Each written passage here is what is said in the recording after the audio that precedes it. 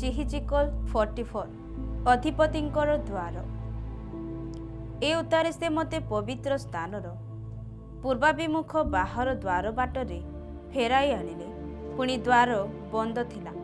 ପୁଣି ସଦାପ୍ରଭୁ ମୋତେ କହିଲେ, ଏହି ଦ୍ୱାର ବନ୍ଦ ରହିବ, ତାହା ମୁକ୍ତ ହେବ ନାହିଁ, କିମ୍ବା କୌଣସି ମନୁଷ୍ୟ ତାହା ଦେଇ ପ୍ରବେଶ କରିବ ନାହିଁ, କାରଣ ସଦାପ୍ରଭୁ ଇସ୍ରାଏଲର ପରମେଶ୍ୱର ତାହା ଦେଇ ପ୍ରବେଶ କରିଅଛନ୍ତି।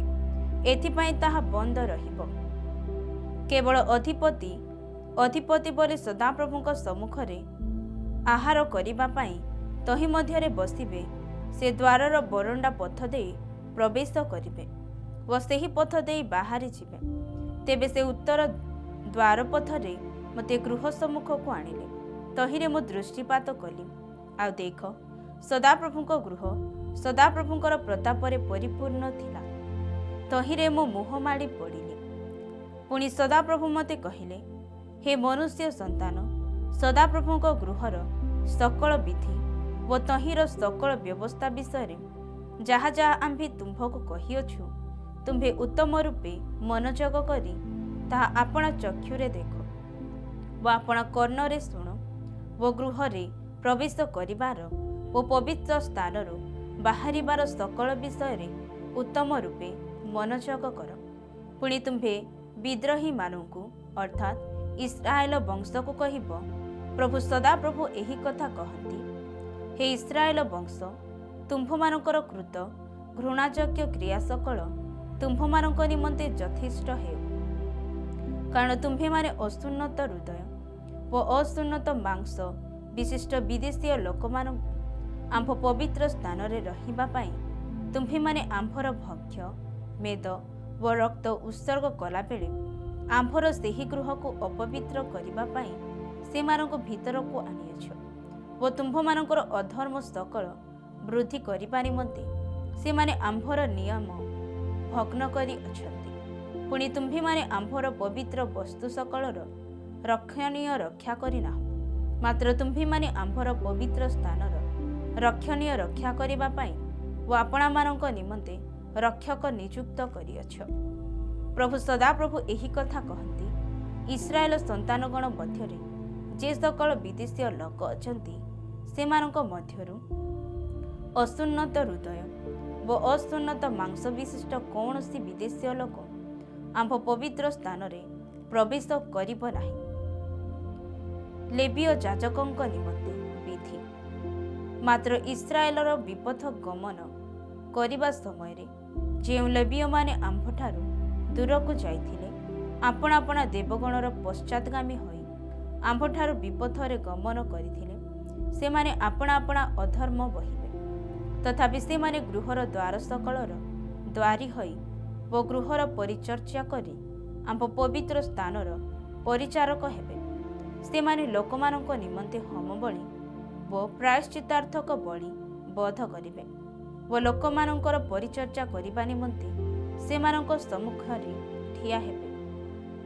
କାରଣ ପ୍ରତିମା ଗଣର ସାକ୍ଷାତରେ ସେମାନେ ଲୋକମାନଙ୍କର ପରିଚର୍ୟା କଲେ ଓ ଇସ୍ରାଏଲ ବଂଶର ଅଧର୍ମଜନକ ବିଘ୍ନ ସ୍ୱରୂପ ହେଲେ। ଏଥିପାଇଁ ଆମ୍ଭେ ସେମାନଙ୍କ ପ୍ରତିକୂଳରେ ଆପଣା ହସ୍ତ ଉଠାଇଅଛୁ। ଏହା ପ୍ରଭୁ ସଦାପ୍ରଭୁ କହନ୍ତି ଓ ସେମାନେ ଆପଣାମାନଙ୍କର ଅଧର୍ମ ବହିବେ।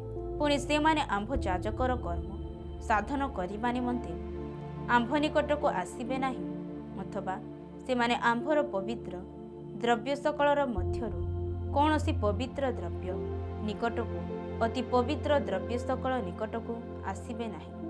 ମାତ୍ର ସେମାନେ ଆପଣାମାନଙ୍କର ଅପମାନ ଓ ଆପଣାମାନଙ୍କର କୃତ ଘୃଣାଯୋଗ୍ୟ କ୍ରିୟାର ଭାର ବହିବେ। ତଥାପି ଗୃହର ସବୁ ସେବା କାର୍ଯ୍ୟ ନିମନ୍ତେ ଓ ତହିଁ ମଧ୍ୟରେ ଯେ ସକଳ କାର୍ଯ୍ୟ କରାଯିବ, ତହିଁ ନିମନ୍ତେ ଆମ୍ଭେ ସେମାନଙ୍କୁ ଗୃହର ରକ୍ଷଣୀୟ ବିଷୟର ରକ୍ଷକ କରିବା।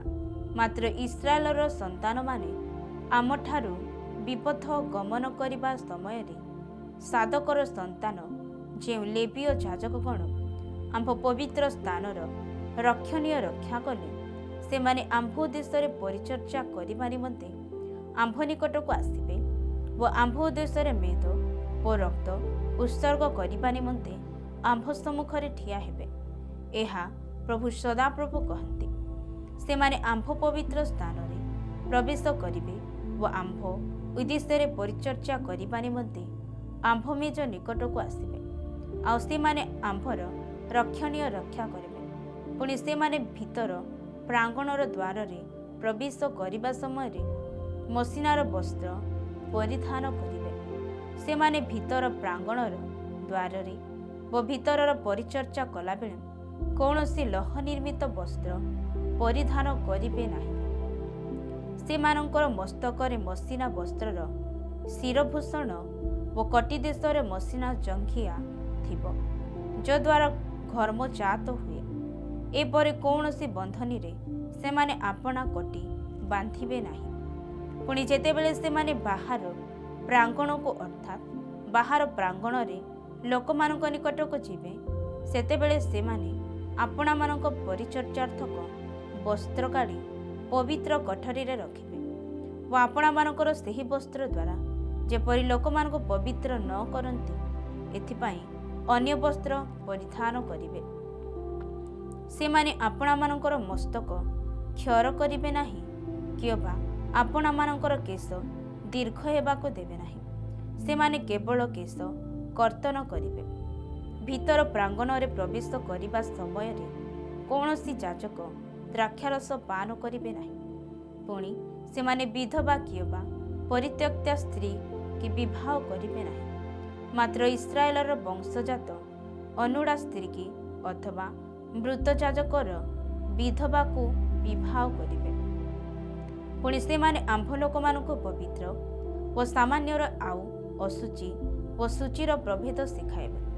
ଆଉ ବିବାଦ ଉପସ୍ଥିତ ହେଲେ ସେମାନେ ବିଚାର କରିବା ପାଇଁ ଠିଆ ହେବେ। ଆମ୍ଭର ସକଳ ଶାସନ ଅନୁସାରେ ସେମାନେ ବିଚାର ନିଷ୍ପନ୍ନ କରିବେ। ପୁଣି ସେମାନେ ଆମ୍ଭର ନିରୂପିତ ସମସ୍ତ ପର୍ବରେ ଆମ୍ଭର ବ୍ୟବସ୍ଥା ଓ ଆମ୍ଭ ବିଧି ସବୁ ପାଳନ କରିବେ। ଓ ସେମାନେ ଆମ୍ଭର ବିଶ୍ରାମ ଦିନ ସକଳ ପବିତ୍ର କରିବେ। ପୁଣି ସେମାନେ ଆପଣାମାନଙ୍କୁ ଅଶୁଚି କରିବା ପାଇଁ କୌଣସି ମୃତ ଲୋକର ଶବ ନିକଟକୁ ଆସିବେ ନାହିଁ। ମାତ୍ର ପିତା ଅବା ମାତା ଅବା ପୁତ୍ର ଅବା କନ୍ୟା, ଭ୍ରାତା ଅବା ଅବିବାହିତ ଭଗ୍ନୀ ନିମନ୍ତେ ସେମାନେ ଆପଣାମାନଙ୍କୁ ଅଶୁଚି କରିପାରିବେ ନାହିଁ। ଯାଜକ ଶୁଚି ହେଲା ଉତ୍ତାରେ ତାହା ପାଇଁ 7 ଦିନ ଗଣିତ ହେବ। ପୁଣି ପ୍ରଭୁ ସଦାପ୍ରଭୁ କହନ୍ତି, ଯେଉଁଦିନ ସେ ପବିତ୍ର ସ୍ଥାନରେ ପରିଚର୍ଚ୍ଚା କରିବା ପାଇଁ ପବିତ୍ର ସ୍ଥାନର ଭିତର ପ୍ରାଙ୍ଗଣକୁ ଯାଏ, ସେଦିନ ସେ ଆପଣାର ପାପାର୍ଥକ ବଳି ଉତ୍ସର୍ଗ କରିବ। ଆଉ ସେମାନେ ଏକ ଉତ୍ତରାଧିକାରୀ ପ୍ରାପ୍ତ ହେବେ। ଆମ୍ଭେ ସେମାନଙ୍କର ଉତ୍ତରାଧିକାର ଓ ତୁମ୍ଭେମାନେ ଇସ୍ରାଏଲ ମଧ୍ୟରେ ସେମାନଙ୍କୁ କୌଣସି ଅଧିକାର ଦେବ ନାହିଁ। ଆମ୍ଭେ ସେମାନଙ୍କର ଅଧିକାର ଅଟୁ। ସେମାନେ ଭକ୍ଷ୍ୟ ନୈବେଦ୍ୟ, ପାପାର୍ଥକ ବଳି ଓ ଦୋଷାର୍ଥକ ବଳି ଭୋଜନ କରିବେ। ଆଉ ଇସ୍ରାଏଲ ମଧ୍ୟରେ ଯାବତୀୟ ବର୍ଜିତ ଦ୍ରବ୍ୟ ସେମାନଙ୍କର ହେବ। ପୁଣି ସବୁ ଦ୍ରବ୍ୟର ପ୍ରଥମ ଫଳର ଅଗ୍ନିମାଂସ ଓ ତୁମ୍ଭମାନଙ୍କର ଯାବତୀୟ ଉପହାର ମଧ୍ୟରେ ପ୍ରତ୍ୟେକ ଉପହାର ଯାଜକମାନଙ୍କର ହେବ। ମଧ୍ୟ ତୁମ୍ଭେମାନେ ଆପଣା ଆପଣା ଗୃହରେ ଆଶୀର୍ବାଦ ଅବସ୍ଥିତ କରାଇବା ପାଇଁ ଯାଜକକୁ ଆପଣା ଆପଣା ସୂଚୀର ଅଗ୍ନିମାଂସ ଦେବ। ସ୍ୱୟଂ ମୃତ ଅବା ବିଦୀର୍ଣ୍ଣ କୌଣସି ପକ୍ଷୀ କି ପଶୁ ଯାଜକମାନେ ଭୋଜନ କରିବେ ନାହିଁ। ଜିହିଜିକଲ୍ 45। ଦେଶରେ ସଦାପ୍ରଭୁଙ୍କର ଅଂଶ। ଆହୁରି ଯେଉଁ ସମୟରେ ତୁମ୍ଭେମାନେ ଉତ୍ତରାଧିକାରୀ ନିମନ୍ତେ ଗୁଳିବାଣ୍ଟ ଦ୍ୱାରା ଦେଶ ବିଭାଗ କରିବ, ସେ ସମୟରେ ଦେଶର ଏକ ପବିତ୍ର ଅଂଶ ସଦାପ୍ରଭୁଙ୍କ ଉଦ୍ଦେଶ୍ୟରେ ଉପହାର ରୂପେ ଉତ୍ସର୍ଗ କରିବ। ତହିଁର ଦୀର୍ଘତା 25,000 ଓ ପ୍ରସ୍ଥ 10,000 ନଳ ହେବ। ତାହା ଚତୁର୍ଦିଗରେ ତହିଁର ସମସ୍ତ ସୀମା ମଧ୍ୟରେ ପବିତ୍ର ହେବ। ତହି ମଧ୍ୟରୁ 500 ନଳ ଦୀର୍ଘ, 500 ନଳ ପ୍ରସ୍ଥ ସମଚତୁଷ୍କୋଣ ହୋଇ ପବିତ୍ର ସ୍ଥାନ ନିମନ୍ତେ ରହିବ ଓ ଚାରିଆଡ଼େ 50 ହାତ ପରିମିତ ତଳଭୂମି ରହିବ। ଆଉ ଏହି ପରିମିତ ଅଂଶରୁ ତୁମ୍ଭେ 25,000 ନଳ ଦୀର୍ଘ ଓ 10,000 ନଳ ପ୍ରସ୍ଥଭୂମି ମାପିବ। ପୁଣି ତହି ମଧ୍ୟରେ ଧର୍ମଧାମ ମହାପବିତ୍ର ସ୍ଥାନ ହେବ। ଦେଶର ଏହି ଅଂଶ ପବିତ୍ର ଅଟେ। ଯେଉଁ ଯାଜକମାନେ ପବିତ୍ର ସ୍ଥାନର ପରିଚର ଦେଶର ଏହି ଅଂଶ ପବିତ୍ର ଅଟେ।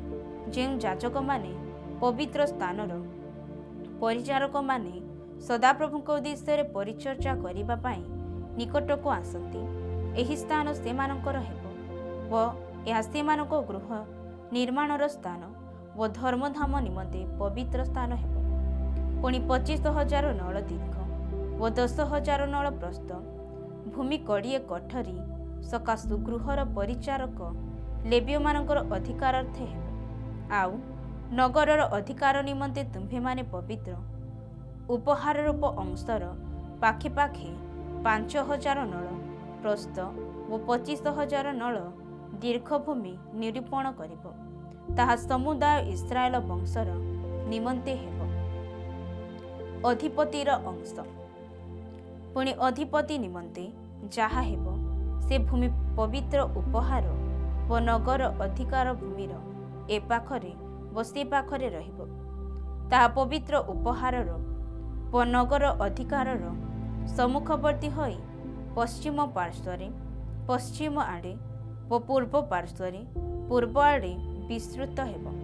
ଆଉ ତାହା ଦୀର୍ଘତାରେ ପଶ୍ଚିମ ସୀମାଠାରୁ ପୂର୍ବ ସୀମା ପର୍ଯ୍ୟନ୍ତ ଅଂଶମାନର ମଧ୍ୟରୁ ଏକ ଅଂଶର ସମାନ ହେବ। ଏହା ଦେଶ ମଧ୍ୟରେ ତାହାର ଅର୍ଥାତ୍ ଇସ୍ରାଏଲ ମଧ୍ୟରେ ତାହାର ଅଧିକାରାର୍ଥ ହେବ। ପୁଣି ଆମ୍ଭର ଅଧିପତିମାନେ ଆମ୍ଭ ଲୋକମାନଙ୍କ ପ୍ରତି ଆଉ ଉପଦ୍ରବ କରିବେ ନାହିଁ, ମାତ୍ର ଇସ୍ରାଏଲ ବଂଶକୁ ସେମାନଙ୍କର ଗୋଷ୍ଠୀ ଅନୁସାରେ ଦେଶ ଦେବେ। ପ୍ରଭୁ ସଦାପ୍ରଭୁ ଏହି କଥା କହନ୍ତି। ହେ ଇସ୍ରାଏଲର ଅଧିପତିମାନେ, ତୁମ୍ଭମାନଙ୍କ ନିମନ୍ତେ ଏହା ଯଥେଷ୍ଟ ହେଉ। ତୁମ୍ଭେମାନେ ଦୈରାତ୍ମ୍ୟ ଓ ଧନାପହାର ଦୂର କର, ଆଉ ନ୍ୟାୟ ଓ ଯଥାର୍ଥ ବିଚାର କର। ତୁମ୍ଭେମାନେ ଆମ୍ଭ ଲୋକମାନଙ୍କ ଠାରୁ ବଳପୂର୍ବକ ଅପହରଣ କରିବାର ଦୂର କର, ଏହା ପ୍ରଭୁ ସଦାପ୍ରଭୁ କହନ୍ତି। ତୁମ୍ଭେମାନେ ଯଥାର୍ଥ ତରାଜୁ ଓ ଯଥାର୍ଥ ଐଫା ଓ ଯଥାର୍ଥ ବାତ୍ ରଖିବ। ବାତ୍ ଯେପରି ହୋମରର ଦଶମାଂଶ ହେବ ଓ ଐଫା ହୋମରର ଦଶମାଂଶ ହେବ, ଏଥିପାଇଁ ଐଫା ଓ ବାତ୍ର ଏକ ସମାନ ପରିମାଣ ହେବ। ତହିର ପରିମାଣ ହୋମର ଅନୁସାରେ ହେବ। ପୁଣି ସେକଲ 20 ଗେରା ହେବ ଓ 20 ସେକଲ 25 ସେକଲ 15 ସେକଲ ତୁମ୍ଭମାନଙ୍କର ମାନି ହେବ। ତୁମ୍ଭେମାନେ ଏହି ଉପହାର ଉତ୍ସର୍ଗ କରିବ। ଗହମର ଏକ ହୋମରରୁ ଏକ ଐଫାର ଷଷ୍ଠାଂଶ ଓ ଯବର ଏକ ହୋମରରୁ ଏକ ଐଫାର ଷଷ୍ଠାଂଶ ଦେବ।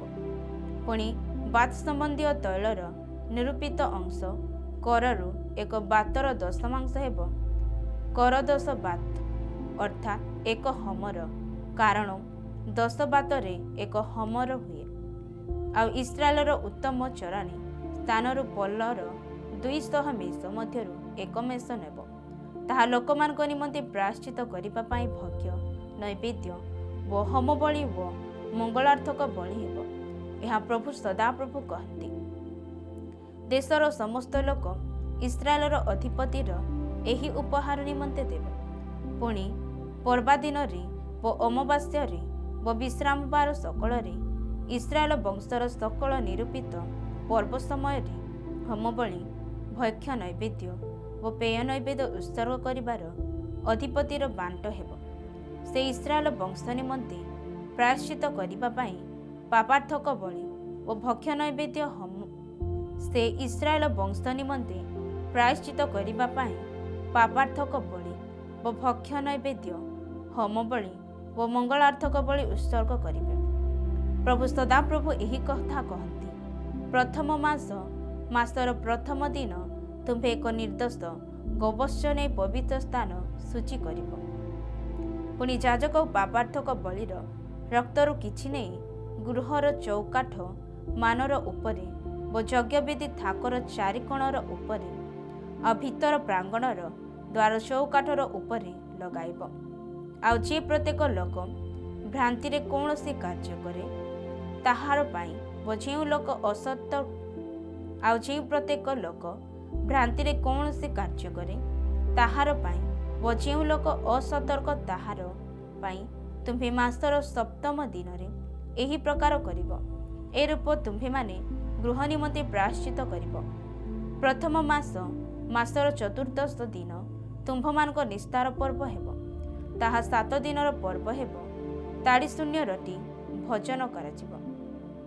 ପୁଣି ସେହିଦିନ ଅଧିପତି ଆପଣା ନିମନ୍ତେ ଓ ଦେଶସ୍ଥ ସକଳ ଲୋକଙ୍କ ନିମନ୍ତେ ପାପାର୍ଥକ ବଳି ରୂପେ ଏକ ବୃକ୍ଷ ଉତ୍ସର୍ଗ କରିବେ। ଆଉ ପର୍ବର 7 ଦିନ ଯାଏ ସେ ସଦାପ୍ରଭୁଙ୍କ ଉଦ୍ଦେଶ୍ୟରେ ହୋମ ବଳି ଉତ୍ସର୍ଗ କରିବେ। 7 ଦିନ ଯାଏ ପ୍ରତିଦିନ ନିର୍ଦ୍ଦୋଷ 7 ବୃକ୍ଷ ଓ 7 ମେଷ ଆଉ ପାପାର୍ଥକ ବଳି ରୂପେ ପ୍ରତିଦିନ ଏକ ଛାଗ ଉତ୍ସର୍ଗ କରିବେ। ପୁଣି ସେ ଏକ ଏକ ବୃଷ ସଙ୍ଗେ ଏକ ଏକ ଅଇଫା ଓ ଏକ ଏକ ମେଷ ସଙ୍ଗେ ଏକ ଏକ ଅଇଫା ଓ ପ୍ରତ୍ୟେକ ଅଇଫା ସଙ୍ଗେ ଏକ ଏକ ହୀନ ତୈଳର ଭକ୍ଷ୍ୟ ନୈବେଦ୍ୟ ଉତ୍ସର୍ଗ କରିବେ।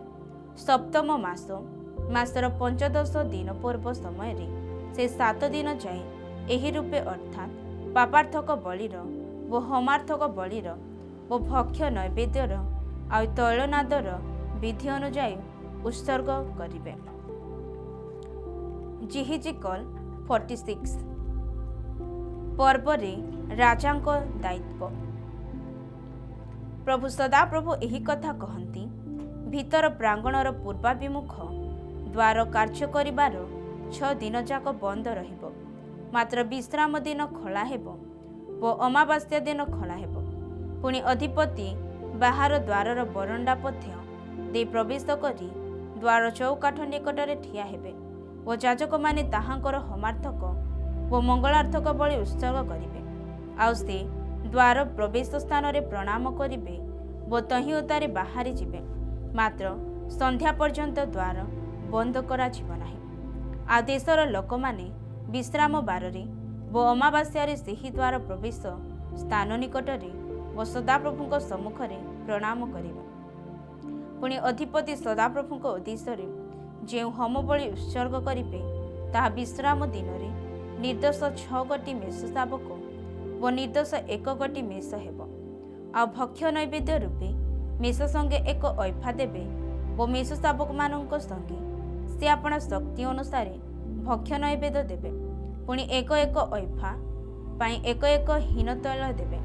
ଆଉ ଅମାବାସ୍ୟା ଦିନ ହୋମ ବଳି ନିମନ୍ତେ ଏକ ଏକ ନିର୍ଦ୍ଦେଶ ଗୋବତ୍ସ ହେବ ଓ 6 ମେଷ ଶାବକ ଓ ଏକ ଏକ ମେଷ ହେବ। ଏସବୁ ନିର୍ଦ୍ଦୋଷ ହେବେ। ଆଉ ସେ ଭକ୍ଷ୍ୟ ନୈବେଦ୍ୟ ରୂପେ ଗୋବତ୍ସ ସଙ୍ଗେ ଏକ ଏକ ଅଇଫା, ମେଷ ସଙ୍ଗେ ଏକ ଅଇଫା ଓ ମେଷ ଶାବକମାନଙ୍କ ସଙ୍ଗେ ଆପଣା ଶକ୍ତି ଅନୁସାରେ ଦେବେ। ଆଉ ଏକ ଏକ ଅଇଫା ପାଇଁ ଏକ ଏକ ହୀନ ତୈଳ ଦେବେ। ପୁଣି ଅଧିପତି ଯେତେବେଳେ ପ୍ରବେଶ କରିବେ ସେତେବେଳେ ସେ ଦ୍ୱାର ବରଣ୍ଡା ପଥ ଦେଇ ଭିତରେ ପ୍ରବେଶ କରିବେ ଓ ସେହି ପଥ ଦେଇ ବାହାରି ଯିବେ। ମାତ୍ର ନିରୂପିତ ପର୍ବମାନର ସମୟରେ ଯେତେବେଳେ ଦେଶର ଲୋକମାନେ ସଦାପ୍ରଭୁଙ୍କ ଛାମୁକୁ ଆସିବେ ସେତେବେଳେ ଯେଉଁ ଲୋକ ପ୍ରଣାମ କରିବା ପାଇଁ ଉତ୍ତର ଦ୍ୱାରର ପଥ ଦେଇ ଭିତରକୁ ଆସେ ସେ ଦକ୍ଷିଣ ଦ୍ୱାରର ପଥ ଦେଇ ବାହାରି ଯିବ ଓ ଯେଉଁ ଲୋକ ଦକ୍ଷିଣ ଦ୍ୱାର ଦେଇ ଭିତରେ ପ୍ରବେଶ କରେ ସେ ଉତ୍ତର ଦ୍ୱାରର ପଥ ଦେଇ ବାହାରି ଯିବ। ସେ ଯେଉଁ ଦ୍ୱାରର ପଥ ଦେଇ ଭିତରକୁ ଆସିଲା ସେହି ପଥ ଦେଇ ଫେରିବ ନାହିଁ, ମାତ୍ର ଆପଣା ସମ୍ମୁଖସ୍ଥ ପଥ ଦେଇ ବାହାରି ଯିବ। ପୁଣି ଲୋକମାନେ ଯେତେବେଳେ ଭିତରକୁ ଯିବେ ସେତେବେଳେ ଅଧିପତି ସେମାନଙ୍କ ମଧ୍ୟରେ ଥାଇ ଭିତରକୁ ଯିବେ ଓ ବାହାରି ଯିବା ବେଳେ ସେମାନେ ଏକତ୍ର ହୋଇ ବାହାରି ଯିବେ।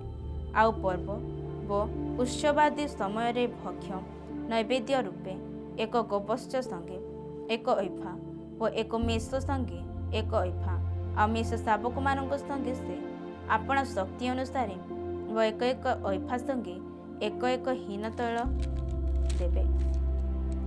ପୁଣି ଅଧିପତି ଯେତେବେଳେ ସ୍ୱେଚ୍ଛାଦତ୍ତ ଉପହାର ସଦାପ୍ରଭୁଙ୍କ ଉଦ୍ଦେଶ୍ୟରେ ହୋମ ବଳି ଅବା ମଙ୍ଗଳାର୍ଥକ ବଳି ସ୍ୱେଚ୍ଛାଦତ୍ତ ଉପହାର ରୂପେ ଉତ୍ସର୍ଗ କରିବେ ସେତେବେଳେ ତାଙ୍କ ପାଇଁ ପୂର୍ବାଭିମୁଖ ଦ୍ୱାର ଫିଟାଯିବ। ଆଉ ସେ ବିଶ୍ରାମ ଦିନରେ ଯେପରି କରନ୍ତି ସେପରି ଆପଣା ହୋମ ବଳି ଓ ମଙ୍ଗଳାର୍ଥକ ବଳି ଉତ୍ସର୍ଗ କରିବେ। ତହୁଁ ସେ ବାହାରି ଯିବେ ଓ ବାହାରି ଗଲା ଉତ୍ତାରେ ଦ୍ୱାର ବନ୍ଦ କରାଯିବ। ପୁଣି ତୁମ୍ଭେ ପ୍ରତିଦିନ ସଦାପ୍ରଭୁଙ୍କ ଉଦ୍ଦେଶ୍ୟରେ ହୋମ ବଳି ନିମନ୍ତେ ଏକ ବର୍ଷୀୟ ନିର୍ଦ୍ଦୋଷ ଏକ ମେଷ ଶାବକ ଉତ୍ସର୍ଗ କରିବ। ପ୍ରତି ପ୍ରଭାତ ତୁମ୍ଭେ ତାହା ଉତ୍ସର୍ଗ କରିବ। ଆଉ ତହିଁ ସଙ୍ଗେ ତୁମ୍ଭେ ପ୍ରତି ପ୍ରଭାତ ଭକ୍ଷ୍ୟ ନୈବେଦ୍ୟ ରୂପେ ଏକ ଅଇଫାର ଷଷ୍ଠାଂଶ ଓ ସରୁ ମଇଦାକୁ ତିନ୍ତାଇବା ପାଇଁ ଏକ ହୀନର ତୃତୀୟାଂଶ ତୈଳ ଉତ୍ସର୍ଗ କରିବ। ଏହା ନିତ୍ୟସ୍ଥାୟୀ ବିଧି ଅନୁସାରେ ସଦାପ୍ରଭୁଙ୍କ ଉଦ୍ଦେଶ୍ୟରେ ଚିରକାଳୀନ ଭକ୍ଷ ନୈବେଦ୍ୟ ଅଟେ। ଏହି ରୂପେ ଲୋକମାନେ ନିତ୍ୟ ହୋମବଳି ରୂପେ ପ୍ରତି ପ୍ରଭାତ ମେଷ ଭକ୍ଷ ନୈବେଦ୍ୟ ଓ ତୈଳ ଉତ୍ସର୍ଗ କରିବେ। ପ୍ରଭୁ ସଦାପ୍ରଭୁ ଏହି କଥା କହନ୍ତି, ଅଧିପତି ଯେବେ ଆପଣା ପୁତ୍ରଗଣଙ୍କ ମଧ୍ୟରୁ କାହାକୁ କିଛି ଦାନ କରନ୍ତି, ତେବେ ତାହା ତାହାଙ୍କ ଉତ୍ତରାଧିକାର ତାହାଙ୍କ ପୁତ୍ରଗଣର ହେବ। ସେମାନେ ଉତ୍ତରାଧିକାର କ୍ରମେ ତାହା ଭୋଗ କରିବେ। ମାତ୍ର ସେ ଯେବେ ଆପଣାର ଦାସମାନଙ୍କ ମଧ୍ୟରୁ ଜଣକୁ ଆପଣାର ଉତ୍ତରାଧିକାରର କିଛି ଦାନ କରନ୍ତି, ତେବେ ତାହା ମୁକ୍ତିବର୍ଷ ପର୍ଯ୍ୟନ୍ତ ତାହା ହେବ। ତହିଁ ଉତ୍ତାରେ ତାହା ଅଧିପତିଙ୍କର ହେବ। ତାଙ୍କ ଉତ୍ତରାଧିକାରୀତ୍ୱ କେବଳ ତାଙ୍କ ପୁତ୍ରଗଣର ହେବ। ଆହୁରି ଅଧିପତି ଲୋକମାନଙ୍କୁ ସେମାନଙ୍କ ଅଧିକାରର ଚ୍ୟୁତ କରିବା ନିମନ୍ତେ ସେମାନଙ୍କ ଉତ୍ତରାଧିକାର ହରଣ କରିବେ ନାହିଁ। ଆମ୍ଭର ଲୋକମାନେ ଆପଣା ଆପଣା ଅଧିକାରରୁ ଯେପରି ଛିନ୍ନ ଭିନ୍ନ ହୋଇ ନ ଯାଆନ୍ତି, ଏଥିପାଇଁ ସେ ଆପଣା ଅଧିକାର ମଧ୍ୟରୁ ଆପଣା ପୁତ୍ରମାନଙ୍କୁ ଉତ୍ତରାଧିକାର ଦାନ କରିବେ। ଏ ଉତ୍ତାରେ ସେ ଦ୍ୱାର ପାର୍ଶ୍ୱସ୍ଥ ପ୍ରବେଶ ପଥ ଦେଇ ମୋତେ ଯାଜକମାନଙ୍କର ଉତ୍ତରାଭିମୁଖ ପବିତ୍ର କୋଠରୀ ଶ୍ରେଣୀକୁ ଆଣିଲେ। ଆଉ ଦେଖ, ସେଠାରେ ପଶ୍ଚିମ ଦିଗର ପଶ୍ଚାତ୍ ଭାଗରେ ଏକ ସ୍ଥାନ ଥିଲା, ମନ୍ଦିରର ପାକଶାଳା। ପୁଣି ସେ ମୋତେ କହିଲେ, ଏହି ସ୍ଥାନରେ ଯାଜକମାନେ ଦୋଷାର୍ଥକ ବଳି ଓ ପାପାର୍ଥକ ବଳି ସିଦ୍ଧ କରିବେ ଓ ଭକ୍ଷ ନୈବେଦ୍ୟ ପାକ କରିବେ। ସେମାନେ ଲୋକମାନଙ୍କୁ ଶୁଚି କରିବା ନିମନ୍ତେ ବାହାର ପ୍ରାଙ୍ଗଣକୁ ତାହା ସବୁ ଆଣିବେ ନାହିଁ। ଏ ଉତ୍ତାରେ ସେ ମୋତେ ବାହାର ପ୍ରାଙ୍ଗଣକୁ ଆଣି ସେହି ପ୍ରାଙ୍ଗଣର ଚାରିକୋଣ ଦେଇ ଗମନ କରାଇଲେ। ଆଉ ଦେଖ, ସେହି ପ୍ରାଙ୍ଗଣର ପ୍ରତ୍ୟେକ କୋଣରେ ଗୋଟିଏ ଗୋଟିଏ ପ୍ରାଙ୍ଗଣ ଥିଲା। ପ୍ରାଙ୍ଗଣର ଚାରିକୋଣରେ 40 ହାତ ଦୀର୍ଘ ଓ 30 ହାତ ପ୍ରସ୍ଥ ପ୍ରାଚୀର ବେଷ୍ଟିତ ଏକ ଏକ ପ୍ରାଙ୍ଗଣ ଥିଲା। କୋଣମାନର ଏହି ଚାରି ପ୍ରାଙ୍ଗଣର ସମାନ ମାପ ଥିଲା। ପୁଣି ସେହି ଚାରିର ଭିତରେ ଚାରିଆଡ଼େ ଏକ ଏକ ଧାଡ଼ି ଗାନ୍ଥୁନି ଥିଲା। ଆଉ ସେହି ସବୁ ଧାଡ଼ିର ତଳେ ଚାରିଆଡ଼େ ପାକସ୍ଥାନ ନିର୍ମିତ ହୋଇଥିଲା। ଏଥିରେ ସେ ମୋତେ କହିଲେ, ଏସବୁ ପାକଗୃହ। ଏ ସ୍ଥାନରେ ଗୃହର ପରିଚାରକମାନେ ଲୋକମାନଙ୍କ ବଳି ସିଦ୍ଧ